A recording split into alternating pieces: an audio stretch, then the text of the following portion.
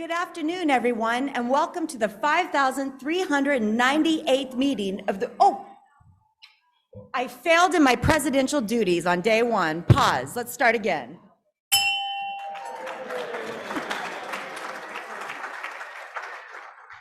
All righty, so that's the trick to quieting the room. Thank you so much, and welcome again to the 5,398th meeting of the Rotary Club of San Jose, the best club in the world, of course.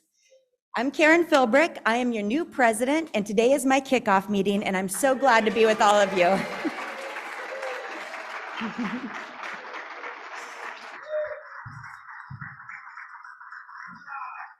Thank you so much, you guys.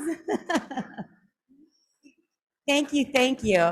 And for those of you who may not have heard my personal in May, I learned a trick from my dad, which is when you're feeling emotional, you poke your hand with a fork. And today, our very own Marie got me my own special fork because she predicted I might be a little emotional. So thanks for that, Marie. It's a fork. She got me my own special tiny fork. A very big thank you to Emily and Matt Robin, who were responsible for making all of the decorations by hand. They literally cut out thousands of pieces of felt, and it's just outstanding. Thank you so much. And as we go through today's meeting, you'll see the PowerPoint slides behind me have all been branded with my theme, and Emily Robin was responsible for that task as well, and I am beyond grateful. And before we officially get into today's agenda, I also want to do a huge shout out to our AV team, who week after week show up early, stay late, and make sure that we have a seamless experience for those joining us by Zoom and here in the room. Now, you're going to learn more about my presidential theme a little bit later, but big surprise, it is We Are Family. And I'm very excited that we're going to start today's meeting by singing the famous Sister Sledge song, We Are Family. But the lyrics have been adapted to fit us by our own Rotarian, Elaine Sullivan, and Suzanne St. John Crane sang and her husband mixed the karaoke version. So, Elaine, you get to dance. You guys can stand up and dance if you want to. Look behind you.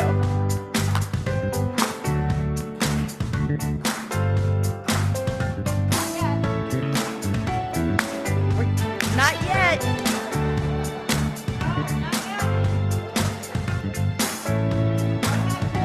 She's going to tell you when it's time. Hold on. Get ready, everybody. We are family. All of my Rotarians and me. We are the family. Get up, everybody, you sing. We are family. All of my Rotarians and me. We are family. Get up, everybody, you sing. We will do great work together, as we always will. 'Cause we are just like birds of a feather. Yes, we fit that bill. Yay! All of the people around us, we say, can we be that good? Don't let me stray for the record, yeah. We're giving love like a family should. We are family. All of my Rotarians and me. We are family.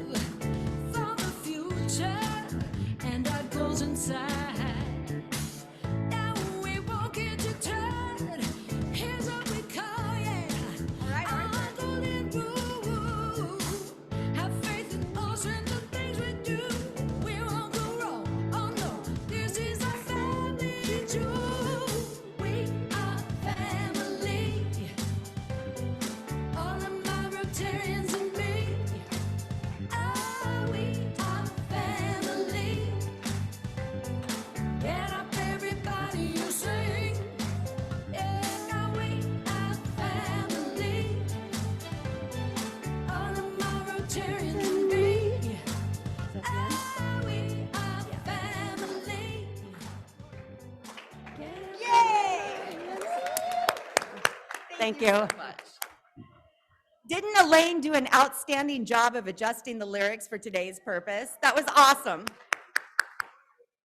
And little known fact about me, she really needed to be up here because if I tried to do that alone, my family would revolt. They don't even let me sing around the house. I try though, and I enjoy it. I'm just no good at it. But that was really, really fun. And Suzanne St. John Crane and her husband will perform their Pearl Alley Band at Dan Orloff's Cedar Room on July 27th. Hi, Raul. From 8 p.m. to 11 p.m. if you'd like to hear more from her. She's just an outstanding musician. And I want to thank today's greeting line, which was our board of directors. I know that you all have been introduced to them in the past. And they are going to lead us to great heights during this year. And a very special thank you to the committees who staffed the tables in the lobby. That included the Play Garden, Pause to Consider, the Fun and Friendship Committee, and Youth Exchange. And particularly for our Red Badgers, I hope that you were able to talk to some of those committee chairs and members and just get a sense of the enthusiasm we have for all that we do. In fact, we have 44 different committees. So on a weekly basis, we will be featuring new ones so you get a little bit of exposure to all that we do. Now, birthdays are very important to me because you know I love family, and today, two special Rotarians this very day have their birthday, and that's Terry Harmon and Jim Towery. Happy birthday, guys. And the names to the right are the other Rotarians that are celebrating their birthday within this week's span. So big, big festivities to all of you. So glad you're joining us. And now we're going to go on to guest introductions. During my year, I have asked that we alternate between Red Badge members so they have time to introduce themselves and we get some visual exposure to who our newest members are so we can make sure they feel like they belong and that they're very welcome. So with that, we have Mark Silver and Lorenzo Rios who will be with, there they are back there. So if you have a guest, please stand so that they can bring the microphone to you. But as presidential prerogative, I think I'll take the first step in introducing my very family right here. Joining me is my Aunt Phyllis from Washington, D.C. Now there are 7 of them, so hold on. Uncle David is here too, but he's actually trapped in our little office back there on a Zoom call and will be joining us as soon as possible, but he's all the way from D.C. Then next to that is the first gentleman, my husband, Evan Mandel. And you'll see he got his own Rotary pen today that says Rotary Spouse. So keeping it in the family. Next to him is my mother-in-law, Bonnie Mandel. Yay. And then my little star, Charlie Mandel, my 10-year-old daughter. And finally, my father-in-law, Bob Mandel. And of course, my parents are with us via Zoom, and my dad is the new president of the Rotary Club of San Jose, or excuse me, of South Ukiah. Boy, wouldn't that be easy? Well, oh, there's my mom and dad. Oh!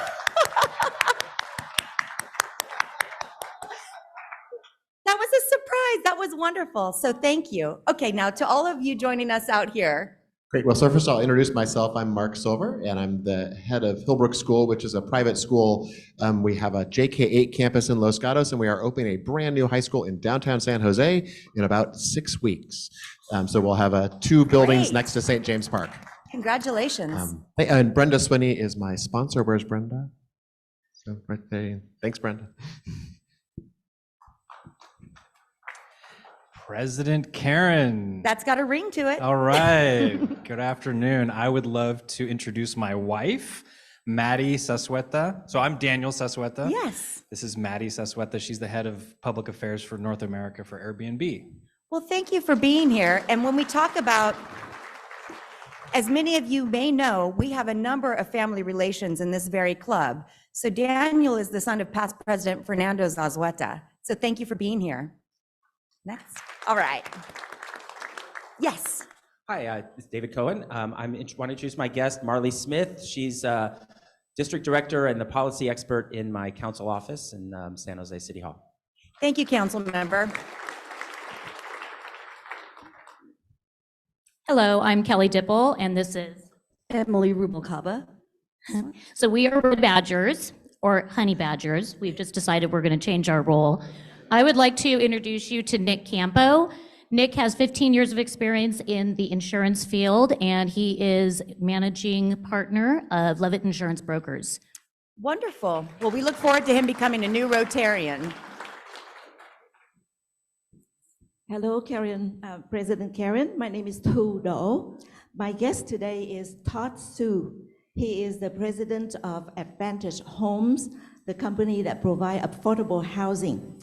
And also in the last, this year, Todd is taking on a 2-year term as the chairperson of the board of directors of VN Help. VN Help is a nonprofit organization that I manage, and we have been great partners with the Rotary Club of San Jose in the last 15 years. Welcome. Thank you so much. Bunny. President Karen, Bunny Layden. I'd like to introduce my friend Larry Yamaguchi, who's in Office and Facilities Management. And she's coming today because it turns out she has a lot of family in Hawaii who have been in transportation. So she's very interested in this topic. Very good. Well, welcome and thank you for joining us. Hello, President Karen. Mick Greco. My guest today is the Manager of Advancement Services for the Guadalupe River Park Conservancy, Carly Beard. Welcome, Carly. I'm Ashley Pass, and I'd like to introduce my friend Margot Midiam, and she's a family and marriage therapist. Oh, wonderful. Welcome. Hey, President Karen. President Carl. One of the most unglamorous but most important parts of the fireworks is fire prevention, as you can imagine. Could be a mess. And Denise Oliak here has been the fire watch for 10 years that we've been doing the fireworks. Thank you, Denise. And congratulations on your upcoming baby, I think is due in August. So congratulations on that too. Jeff. Speaking of family, yes, Jeff Hare, Land Use. And President Karen, it's great to see you on the first start of a whole new year here. Looking back just very shortly to introduce Jamie Bonner, Marketing Director with the South O'Brien family teams. And Carl and I definitely, we appreciated the shout out you gave us at the fireworks, but we in turn couldn't do this without Jamie. Jamie was the project manager who was on the ground for weeks ahead and during the entire event, and without which it wouldn't happen. Jamie, thank you again. Thank you, Jamie. Madam President Karen, Racine Castañeda, and my guest is Gabby. I'll let her introduce. Second visit, second time. Gabby Chavez Lopez. I'm Executive Director of Latina Coalition of Silicon Valley here in downtown San Jose. Wonderful. Corina Herrera Loera, and currently serving the children and families at the Alum Rock Union Elementary School District as a trustee. Now, Gabby, we know this is your second meeting, so we truly hope we'll be seeing your membership application soon. Welcome. And we have one more introduction here. And hello, I'm Lorenzo Rios Jr. With ADC. We do architecture and engineering, and Rod is my sponsor. Oh, perfect. I'm very proud of Lorenzo, second generation Rotarian. His dad was the president of the Santa Clara Club. And I have my first lady here, Dr. Gloria Duffy.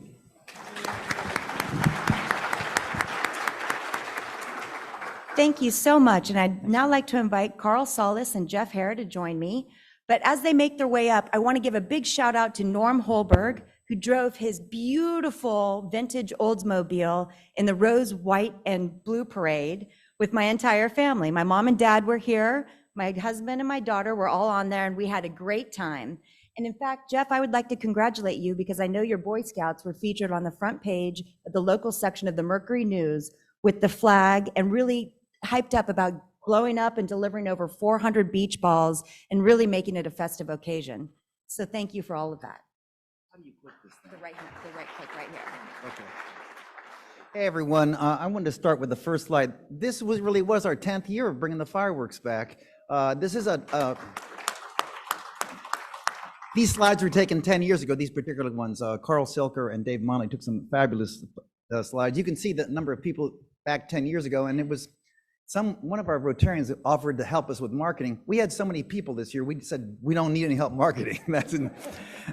So there were a lot of moving parts. Jeff brought the Boy Scouts as always, and he had 400. Okay. Yeah, 400 beach balls, and they had to be filled up and distributed to the crowd, which was great. Go ahead and punch through the slides as they handed them out. That's where the smiles really come in. So we really had a great time. Scouts helped out. Denise, thanks to Denise, teaching them a few tricks about the fire suppression and how to work the fire hose and all that. They just got a full afternoon of helping us out. I also want to add to it, thanks Norm again for driving, for being there and getting that fabulous car out there. Great way to do it. It was just a great addition to the parade. But I also want to call out a special thanks to Leslie Hamilton and Danny Bizzuto. There's a lot of other moving parts of this thing, and they stepped in when it was needed to get all that paperwork done, all the stuff done, and even today we're still writing checks. So thanks for your support. It's a great program, and it's really good to partner with the city. Yeah, and you can see we had Matt and our District 3's council person there.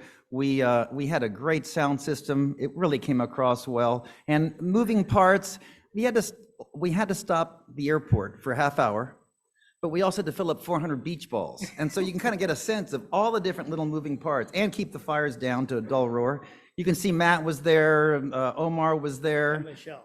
And Michelle sang the national anthem. Michelle, if you're not here, come back, because she was beautiful. She was like an angel, really wonderful. And then we had the fireworks. They were fabulous, world class. And I just can't say enough about all the effort. And Jamie, thanks again. And there's Jamie with Mayor. I left that last, Jamie. Thank you. Thank you.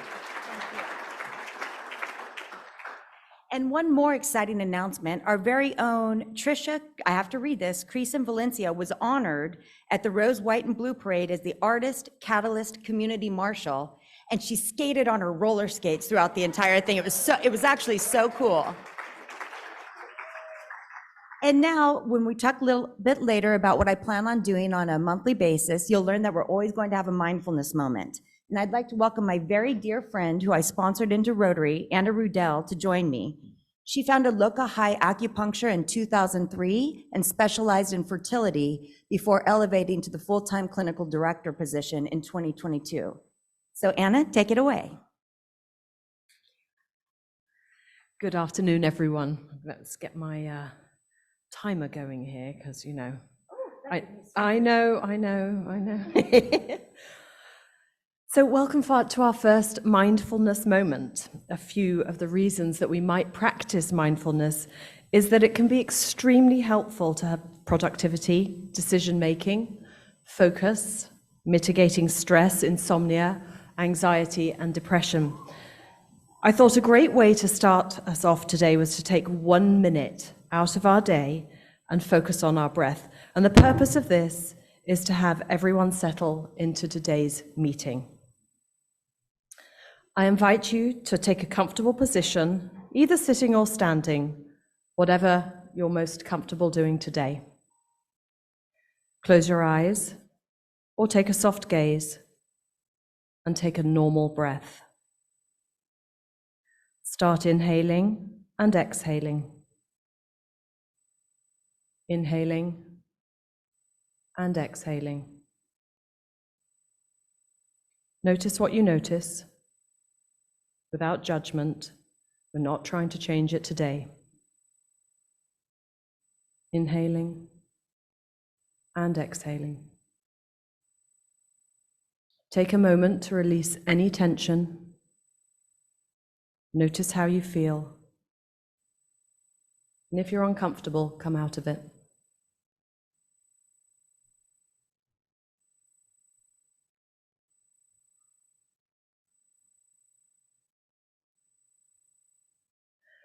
Whenever you're ready, gently begin to blink your eyes open and bring your awareness back to the present moment. Take a moment to notice any sounds or sensations around you and slowly transition back to your surroundings. You can take a deep breath in, exhale fully, and when you feel ready, Open your eyes and slowly adjust to the light.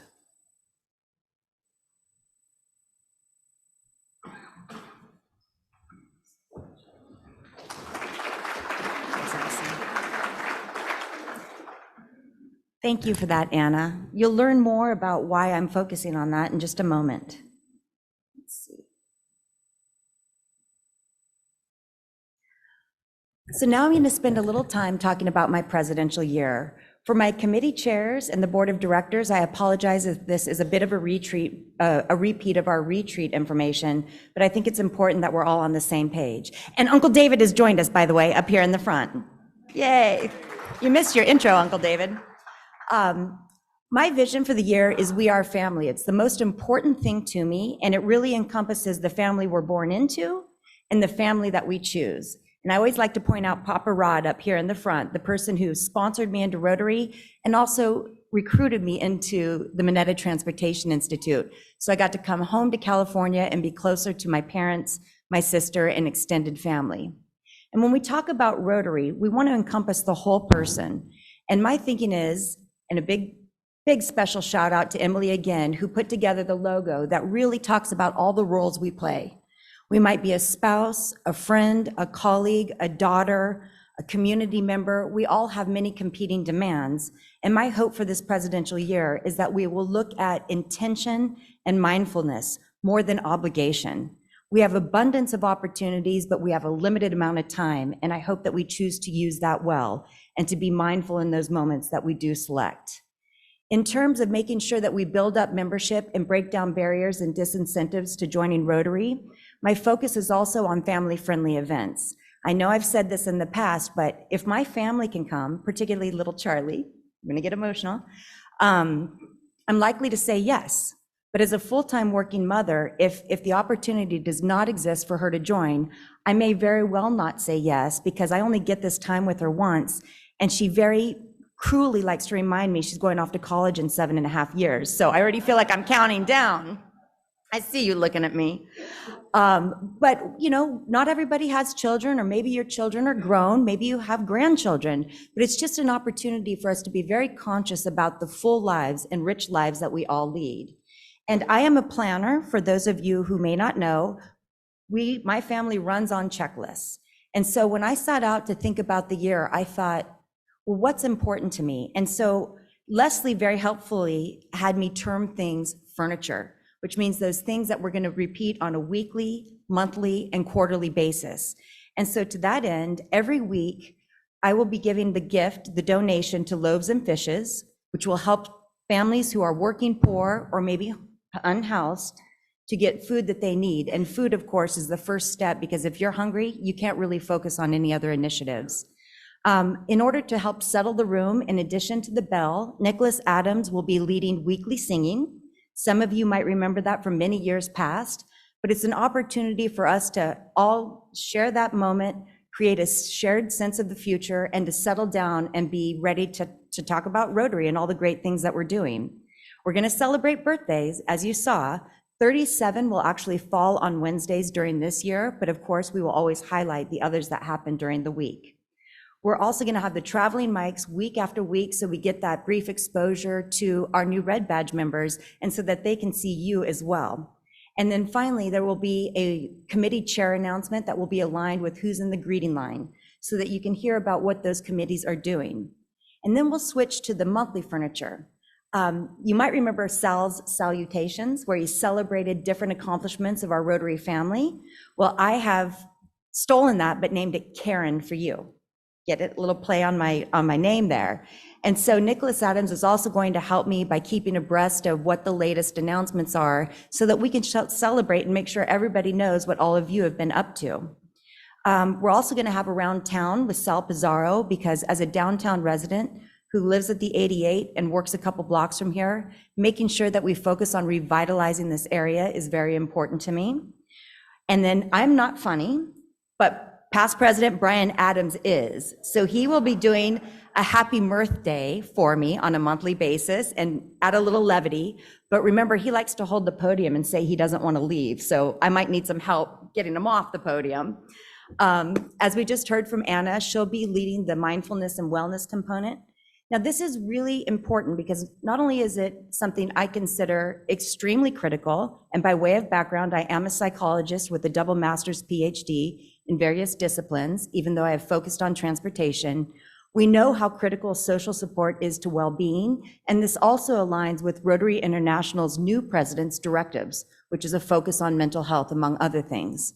And so let me just drop a little data, because you know I like my stats.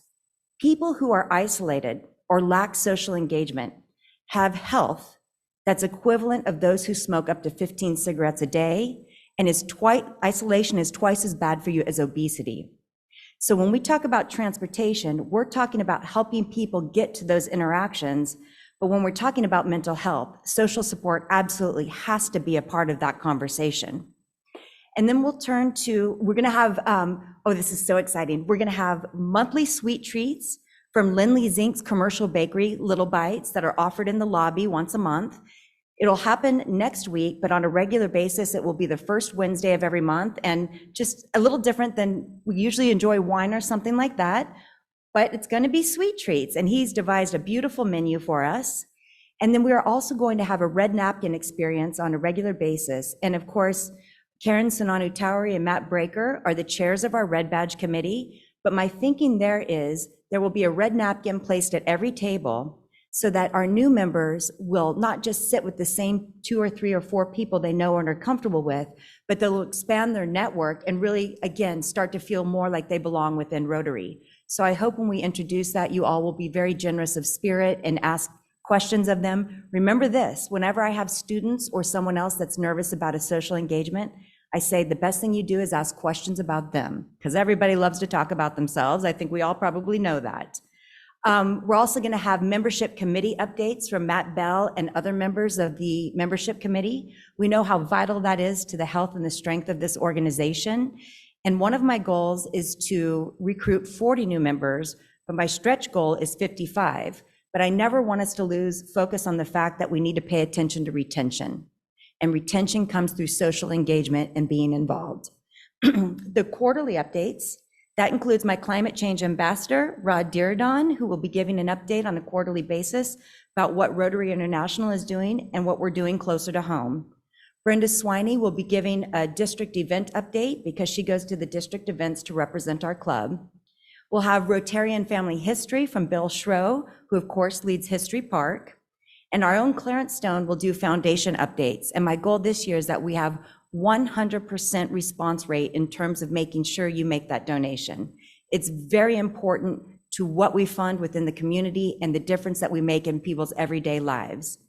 And then the Robins at their Rancho Rescue will be hosting quarterly animal fun days. So you can go and you can play with the animals, you can bring your family, you can bring your wine. It's just an opportunity to engage in a very low stress environment. And because we know that weekends are sometimes difficult, we're alternating between a weekend date and a date during the week, so that we hope that we can reach you all.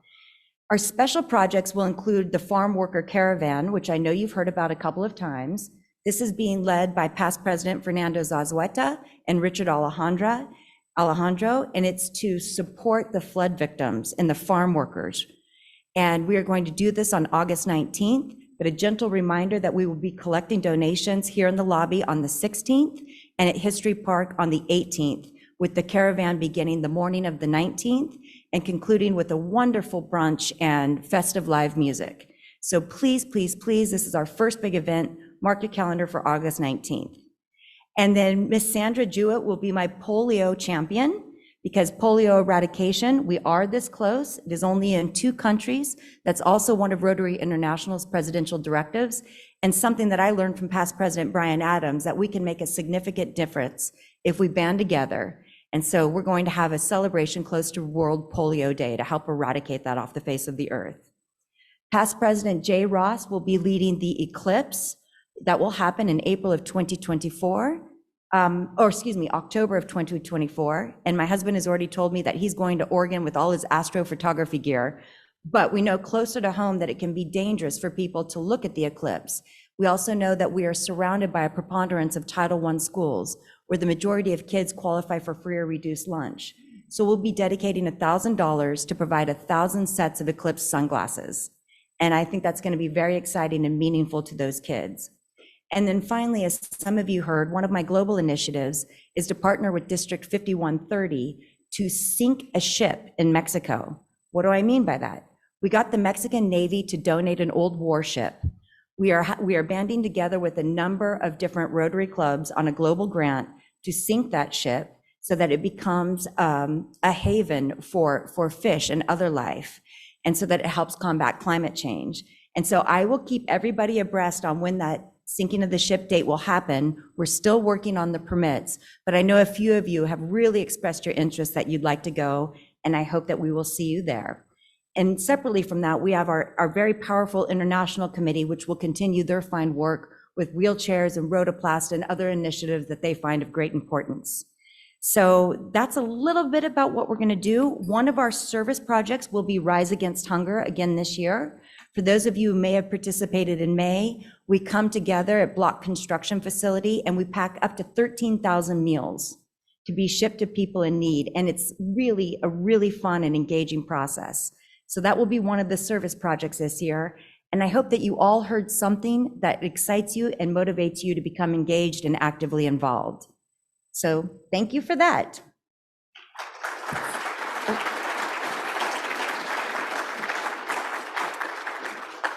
So we have a fun surprise, or I consider it fun, I guess. When you're a leader, you need to learn to pivot, and you need to learn to pivot well and seamlessly. And so while I had confirmed presidential appointed, Senate confirmed chair of the National Transportation Safety Board, Jennifer Homendy, to speak today, unfortunately, about 30 hours ago, she had to remove her participation due to a variety of reasons outside her control.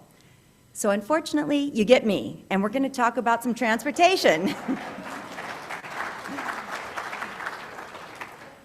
So I welcome questions at any time. We'll have a formal Q&A at the end, but I can always find my way back to what I'm saying. But I want to share a few things. I think you all know I'm the executive director of the Mineta Transportation Institute at San Jose State University, and Rod was my predecessor in that position.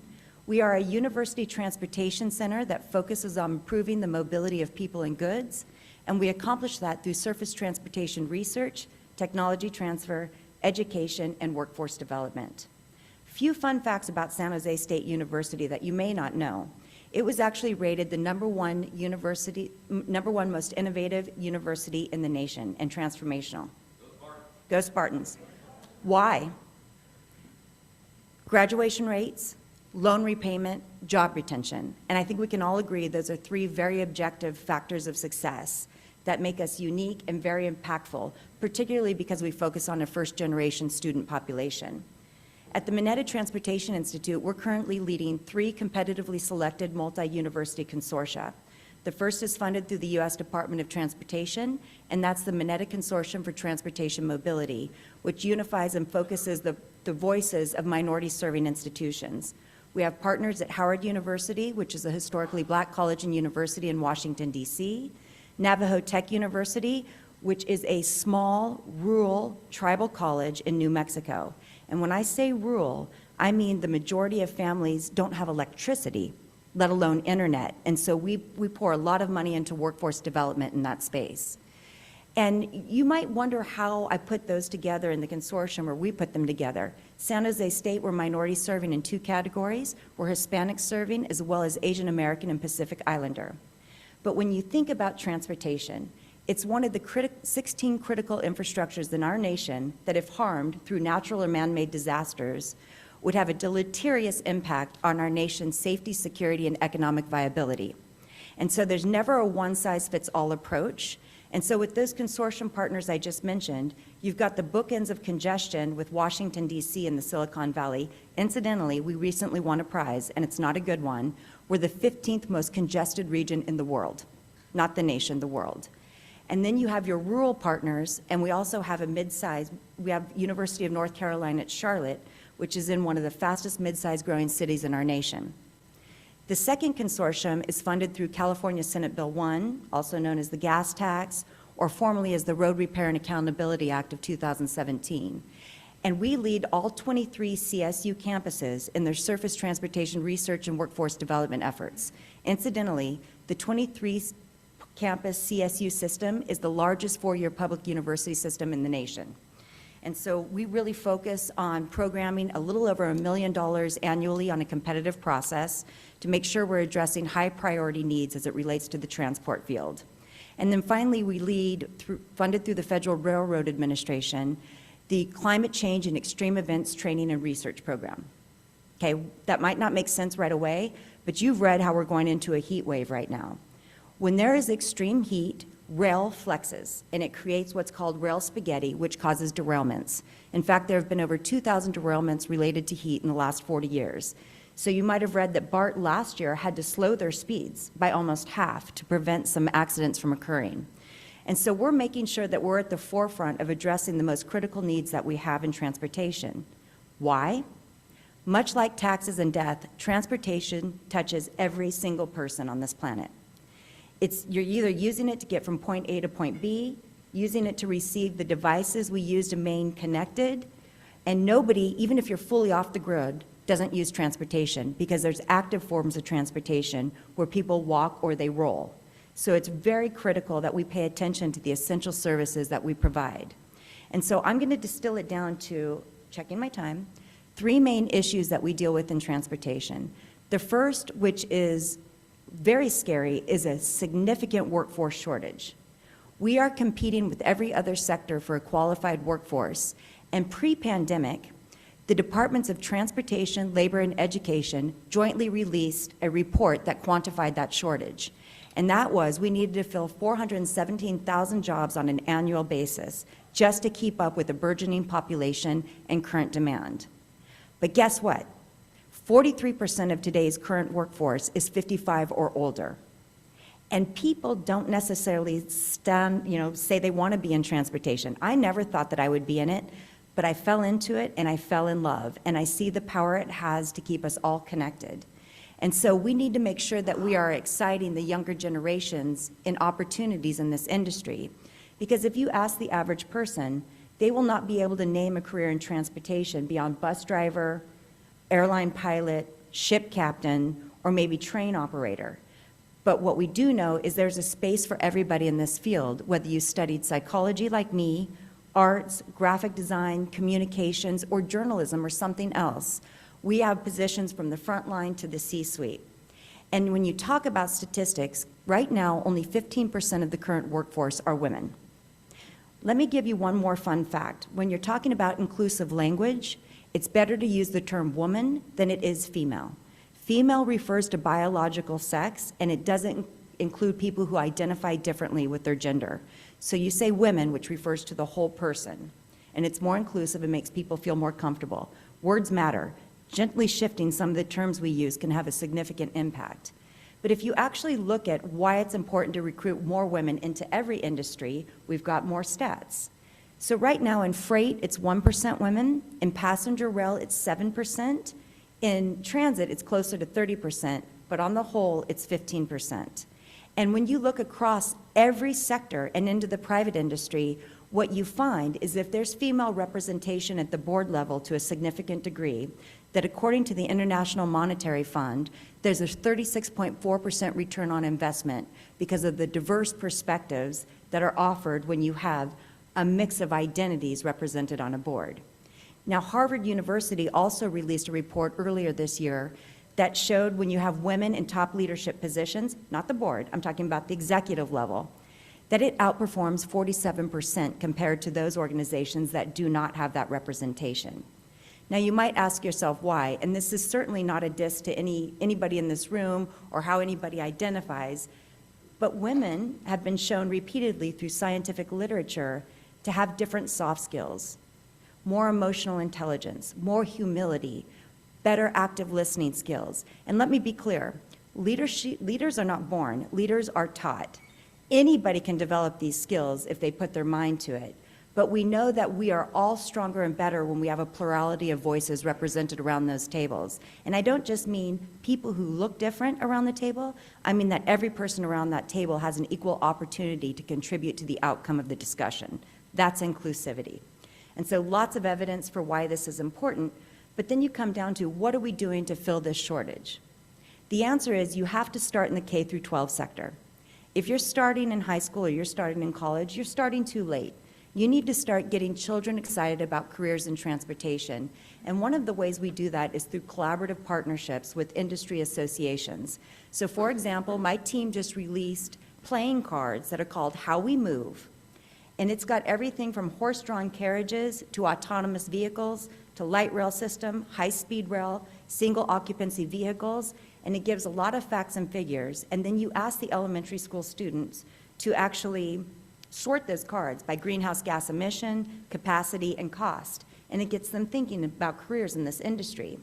And then beyond that, for middle school students, we have the Garrett Morgan Sustainable Transportation Competition. Garrett Morgan, incidentally, was the son of enslaved parents who went on to become a trailblazing inventor, best known for the modern three-way traffic signal, but also held patents for the gas mask as well as the sewing machine. We get people from WSP, from HNTB, from VTA, from all of these different agencies, and we put mentors into the classroom to help kids develop their different skills and understanding of sustainable transportation. Very proud to say that 100% of the participants here were children of color, because we need to make sure that underrepresented people, including people of color and people of lower socioeconomic status, are given the same ladders of economic opportunity, which transportation provides. And then beyond that, we have a Summer Transportation Institute, which we kicked off on Monday, which is a 3-week non-residential program on the campus of San Jose State University, where we bring 32 competitively selected high school students, free of cost, onto campus to take an accelerated college-level course in environmental science. But you can't just lecture at high school students. We also take them on field trips. They go to the Port of Maritime to learn about aviation. They go to the the Port of Oakland to learn about maritime careers. The airport to learn about aviation. They go to Valley Transportation Authority to learn from mechanics at the front line. We take them to the Central Valley to see the construction on the high-speed rail system, which 119 miles are currently under construction. It's provided 10,000 jobs, and it's taken the Central Valley unemployment rate from the double digits down to the single digits. And I'm not talking a little bit. They were close to 25% before this project started. Now they're about 8 to 9%. So very meaningful engagement.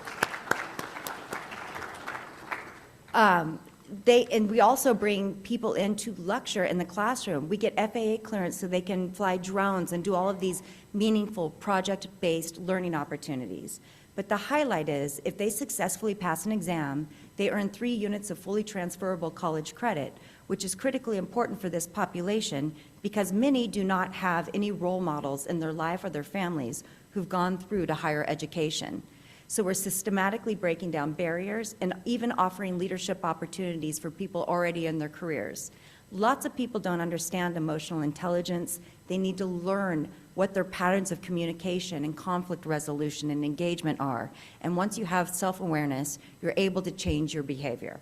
Don't ever forget that.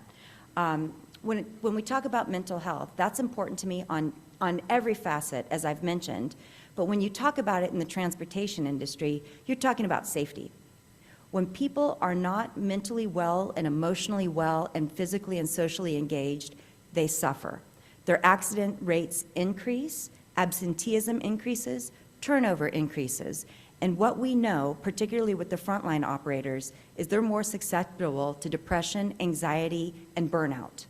And so we had something happen within the transit industry in January of 2022 that absolutely rocked our field and brought this conversation to the forefront.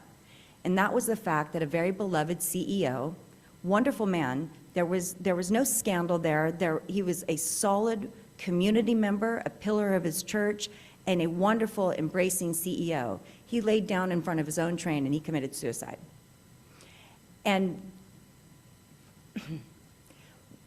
what bothers me about that so much is not only the fact that he was suffering so bad and didn't see an opportunity out of that, didn't feel that he could tell his wife, who, by the way, gave us all permission to forgive ourselves because she's an adolescent nurse focused on suicide and she didn't see a single sign. But what it also does is it's a big FU to the train operators.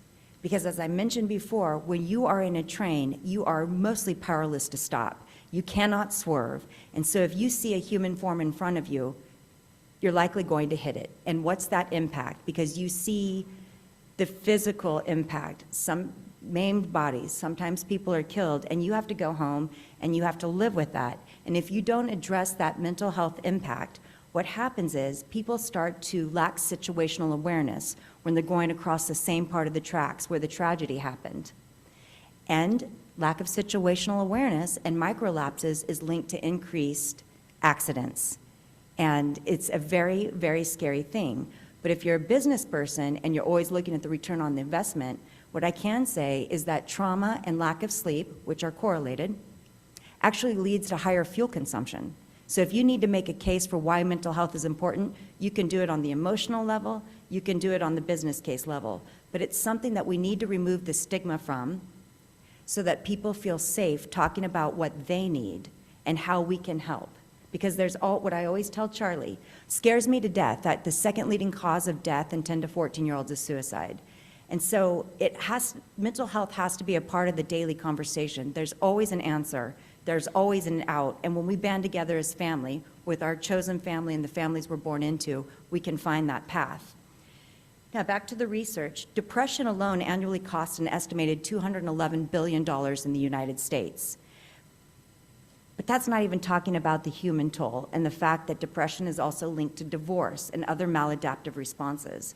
But what we also know is the Centers for Disease Control shows that only 57% of people who are reporting moderate depression seek help, and 40% of those who report severe depression seek help. So again, it's all about removing that stigma, and this part of the conversation aligns with the Rotary International Presidential Directive as well. So we need to focus on that. The third issue facing transportation that's major is rebuilding ridership. At the height of the pandemic, ridership was decimated by 93%, but yet the trains and the buses kept moving because they were moving the essential workers to their places of employment. And when I talk about those essential workers, I'm also talking about a preponderance of people from brown and black families and lower socioeconomic status classes, people who are non-choice riders. What does that mean? It means they don't own a car, they don't have another avenue or a mobility option to get where they're going, and they need to rely on the trains and buses. But now circling back to my first topic of the workforce shortage, what we see across the nation is that some transit agencies are having to eliminate routes because they don't have the drivers. In some cases, in very, very small agencies and rural populations, you'll have the CEO out there driving the bus. We need to be smarter about how we're offering mobility options to people, and we need to think very cohesively about what those options might look like. An electric bike, a scooter, a shared ride, a light rail system, a passenger rail system, a high-speed rail system. What we also know is 43,000 people lost their lives on our roads and highways last year. Less than 300 people did on our transit systems. And people who have long commutes have poorer cardiovascular health, increased diabetes, and less levels of life satisfaction.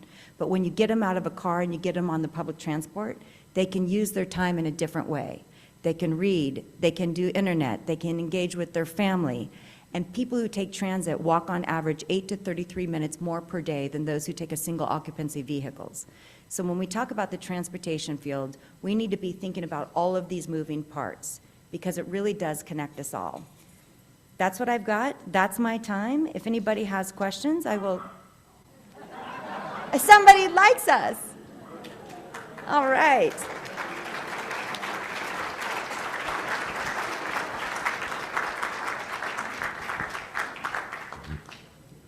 Oh, yes, Alex. Give me a softball, Alex. Softball, absolutely, you got it.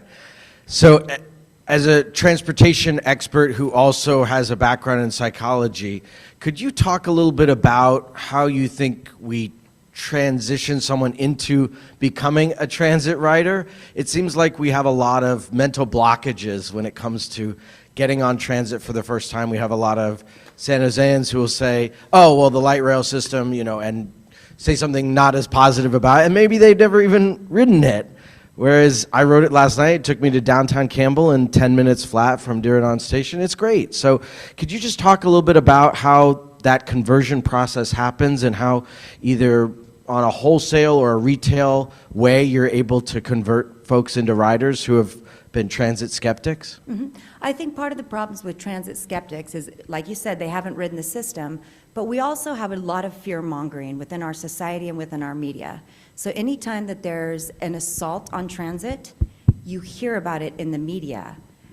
You're not hearing the positive stories necessarily, so we need to change the narrative. We need to look at what makes people feel safe. We know, for example, that closed-circuit TVs and intermittent policing, if you will, by security ambassadors and others helps people feel safe.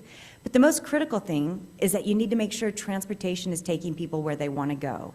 As I mentioned previously, if someone has to walk more than a quarter mile or a half a mile to reach that public transit system, they're going to get in their car and they're going to keep on going and they're not going to stop. So what are those first and last mile connections that we offer so that people can get there? And we also need to consider that particularly women do a lot of trip chaining. They might stop to pick up kids, they might stop to get groceries, they might stop to go pick up the dry cleaning. And are we creating vehicles that allow for strollers and for shopping carts? So really making sure that the system is user-friendly, reducing the number of negative stories about assault, increasing the success stories that we're all listening to, and social modeling. Can never underestimate the impact of social modeling. So getting people that others admire on the system so that they can see them using it. Those are a few things off the top of my head. Hold on, Judge Weisbrot. Ed. President Karen, you look good up there. Thank you. As a technologist who tends to think that all problems can be solved with technology, I'm very curious about that number. I think it was 47,000 job openings in transportation that you're having trouble filling. What's the forecast for how AI and technology might help reduce that number in the future? That's interesting. So that's a conversation with labor, because labor's not as excited about the introduction of those different technologies because they think it's going to eradicate the jobs. But the flip side of that coin is it's 417,000 annually, not 47,000. And so we need to be thinking about things differently. Right now, the application of artificial intelligence is really used to prevent grade crossing accidents and trespasser incidents. So for example, on cameras, existing cameras, traffic enforcement cameras in Los Angeles, which is very old technology, very old infrastructure, we have a system that we can overlay on that, which will pick up pedestrians, bicyclists, and motorcyclists with 99% accuracy. That data can be fed back into the traffic cameras, so if you have problems at certain intersections, you can change the light sequence, you can send security out there or officers out there or do different countermeasures. So I think part of that is related to safety. We haven't really seen yet how it's going to address the workforce shortage issue, particularly because, Ed, people have user acceptance issues. They're scared when they see technology and they don't see a driver, so we need to get over that hurdle a little bit too.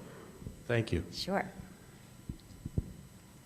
President, thank you very much. What an amazing presentation you gave us, just pivoting from not having your scheduled speaker. It's very impressive. I wanted to ask you, there was a recent article in the paper about the myriad number of independent transportation organizations and agencies throughout the Bay Area, and none of them are coordinated with respect to time, fares, hours of operation, and so on. Is there anything that the Mineta Transportation Institute could do to perhaps bring some sense into that particular system? You bring up a very important issue, and to get some stats behind that, what he's talking about is that there are 27 transit agencies in the 9 counties and 101 cities in the Bay Area. They don't have the same ticketing system, they don't have the same schedules, and they don't have an integrated process. And so while the Metropolitan Transportation Commission, based in San Francisco, is working very hard on creating a seamless experience, it's slow to be adapted, and we have done some research on how this can be accomplished, which we have shared and is being implemented by MTC. We also serve on different commissions and panels to make sure that academic voice is represented. But getting systems to collaborate is extremely difficult and not something that's going to be solved overnight, particularly with the 27 agencies. So thank you for that. Judge Weisbrot? I have 2 questions. Neither are softballs, but you wouldn't have expected softballs. Never from you. Why are we so behind other countries in terms of transportation? Political will. Okay. And is it money? Because Europe, China, other places are doing a fabulous job in terms of transportation, and we seem to be way behind the ball. And then one other thing, and you can decide how you want to handle this. In driving here, there were 2 huge blue VTA buses in front of me. There must have been 5 people. The buses could have seated at least 100 people, and there probably were 5 people in those buses because it was 11-something in the morning. It wasn't rush hour. And VTA has got these enormous buses taking up traffic. I had no idea why. But I want to give the mic to Rod Diridon. He wants to ask. I'm going to answer this quickly because it's 1:11 and we have a couple more things to do. The first issue is when you're talking about those foreign countries, they have an entirely different political structure. They also have very different labor laws. And so many of the things that are possible there, or even in Uzbekistan, which has a high-speed rail system, we can't do here. We are fighting for real estate, we are fighting for right-of-way, and we are fighting for environmental clearance. And we also have a lot of political headbanging. And so those are some of the really quick reasons why we do not have a fully developed seamless system in our nation. About VTA, yes, there might be only 5 riders on that, so they may be able to look at getting smaller buses. But capital costs like that are very difficult to support. And the FTA only gives the money for new buses on like a 10 or 12-year cycle.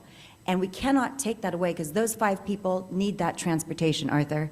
And so, yes, while we could look at smaller vehicles, perhaps, we could not stop those routes. It would be devastating to the livelihoods of many. One last question? Yes. Hey, President Karen. Hi. One of the things as a frequent Caltrain commuter, one of the things we've discussed at this table, one of the things we're very acutely aware of is the deaths by accident and suicide on Caltrain. It's an ACT-grade system. ACT-grade systems seem to have a formula for a number of deaths per train mile. Maybe I'm assuming the wrong thing there, but what can we do to get these ACT-grade systems? You mentioned a couple things, but to where the numbers are more similar to like BART, where when you're not at grade, sure. So you don't have the people crossing, people can access. Let me jump in. Let me jump in and answer that. There's a few things we can do. Number one, when you're at grade, people will look for the path of least resistance. So they might not pass at a sanctioned crossing. Instead, they might form their own way. You couple that with people being distracted because they're on their phones or on their earbuds, and trains are deceptively silent, you increase accidents and trespasser incidents. Some of the countermeasures you can use, there's drone technology being implemented now, which will monitor the right-of-way and have a voice of God warning people when they're in harm's way and in the right-of-way. It can also send messages back to the train masters, that's what they're called still, and yard masters, so that they can send out security. You can also use fencing, but that's been historically incredibly expensive. So you look at foliage and other things that you can implement that will prevent people from crossing in an unsafe manner. And then you can never underestimate the power of public education. In the United States, a person or vehicle is struck by a train every 3 hours. And so we need to make sure that pamphlets that talk about safety are not just in English and Spanish, but they're in Vietnamese, they're in Mandarin, they're in a variety of languages and a variety of different learning modalities. Some people learn by reading, some people learn by hearing, some people learn by talking. We need to make sure we're addressing safety on every one of those fronts and doing a collaboration of enforcement, education, and engineering. Rod. I'm sorry to take extra time. Yeah, because I'm going to get kicked off. Let me tell you that Gloria and I had to come to be at your first meeting today, and we are so proud of you and Charlie and Evan for the family you have become in our valley. Thank you. You bring something to this valley that has been missing, and that is so wonderful. And thank you so much. Thank you, Big Boss. Question?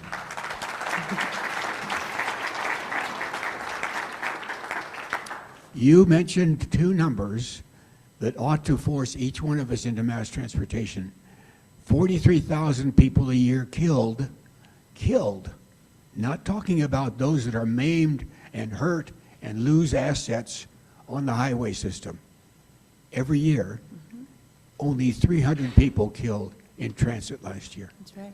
And that number needs to get out so that people realize that it's their very lives that they're risking out on the roadway system. I completely agree, and thank you for those kind compliments. In honor of my presentation today, I've made a donation to Loaves and Fishes. And next week, our speaker will be Jim Morgan, who's going to be interviewed by Suzanne St. John Crane. They're going to be speaking on applied wisdom for nonprofits. No clue what that means, but it sounds provocative and interesting.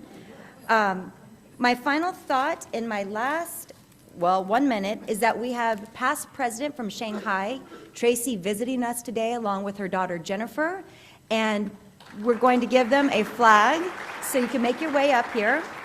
But I just want to say thank you again for being here. It's so great to look at all of you, and I confess, I was more nerve-wracked with you than I was giving congressional testimony, so I appreciate the soft landing, and I love you. This meeting is adjourned 1 minute late.